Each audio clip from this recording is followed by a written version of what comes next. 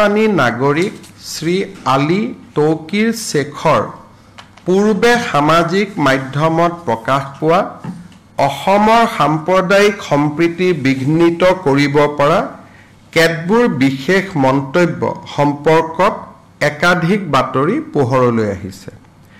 তদুপৰি তেওঁৰ সামাজিক মাধ্যমৰ তৎপৰতাসমূহ মন কৰিলে দেখা যায় যে তেওঁ ভাৰতৰ আভ্যন্তৰীণ তথা সংসদীয় বিষয়সমূহক লৈ বিগত সময়ত বিভিন্ন মন্তব্য আগবঢ়াই আহিছে।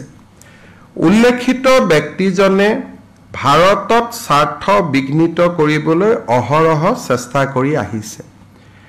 ৰাজহুৱা ডমেইনত উপলব্ধ তথ্যসমূহ গভীৰভাৱে পৰীক্ষা কৰিলে দেখা যায় যে শ্ৰী আলী শেখ হৈছে পাকিস্তান চৰকাৰ আৰু পাক নেতৃত্বৰ সৈতে ওতঃপ্ৰোত জড়িত এগৰাকী প্ৰভাৱশালী ব্যক্তি।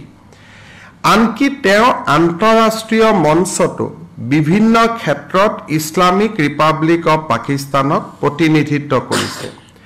ৰাজহুৱাভাৱে উপলব্ধ এই তথ্যসমূহৰ আধাৰত এই বিষয়টো অসম কেবিনেটৰ দৃষ্টিগোচৰ কৰা হৈছে।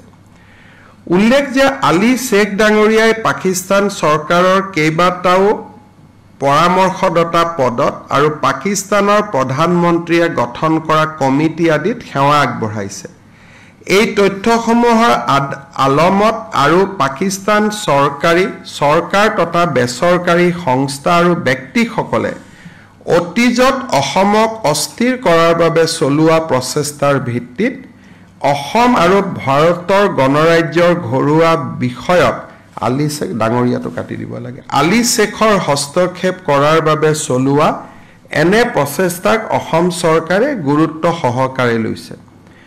তেওঁৰ সামাজিক মাধ্যমৰ কাৰ্যকলাপ আৰু ৰাজহুৱাভাৱে উপলব্ধ তথ্য তদন্তৰ অন্তত স্পষ্ট হৈছে যে আলী শেখ ডাঙৰীয়া ব্ৰিটিছ নাগৰিক আৰু অসমৰ মাননীয় সংসদ সদস্য শ্ৰী গৌৰৱ গগৈৰ পত্নী শ্ৰীমতী এলিজাবেথ গগৈৰ সংস্পৰ্শলৈ আহিছিল। পাকিস্তান চৰকাৰৰ সৈতে থকা যোগাযোগৰ লগতে আলী শেখ হৈছে জলবায়ু পৰিৱৰ্তনৰ ক্ষেত্ৰত কাম কৰা অলাভজনক সংস্থা লিড পাকিস্তানৰ প্ৰতিষ্ঠাতা। বিগত সময়ছোৱাত ইছলামাবাদত কটোৱা সময়ছোৱাত লিড পাকিস্তানৰ অবিচ্ছেদ্য অংগ আছিল ব্ৰিটিছ নাগৰিক শ্ৰীমতী এলিজাবেথ গগৈ। তদুপৰি আলী শেখ আৰু ব্ৰিটিছ নাগৰিক শ্ৰীমতী এলিজাবেথ গগৈ দুয়োজনে ভাৰত আৰু পাকিস্তানত কাম কৰা CDKN নামৰ এটা পৰিৱেশ সম্পৰ্কীয় গোটৰ অংশ। অসম কেবিনেটে ভাৰতৰ আভ্যন্তৰীণ পৰিক্ৰমা সম্পৰ্কীয় বিষয়ত পাকিস্তানস্থিত নেতা আৰু জলবায়ু সুৰক্ষাৰ নাম লৈ এনে বিষয়ত জড়িত থকা ব্যক্তিসকলৰ সন্দৰ্ভত নিজৰ উদ্বেগ প্ৰকাশ কৰিছে আৰু তেওঁলোকৰ প্ৰকৃত উদ্দেশ্য সম্পৰ্কে উদয় হোৱা প্ৰশ্নক অতি গুৰুত্ব সহকাৰে গ্ৰহণ কৰিছে।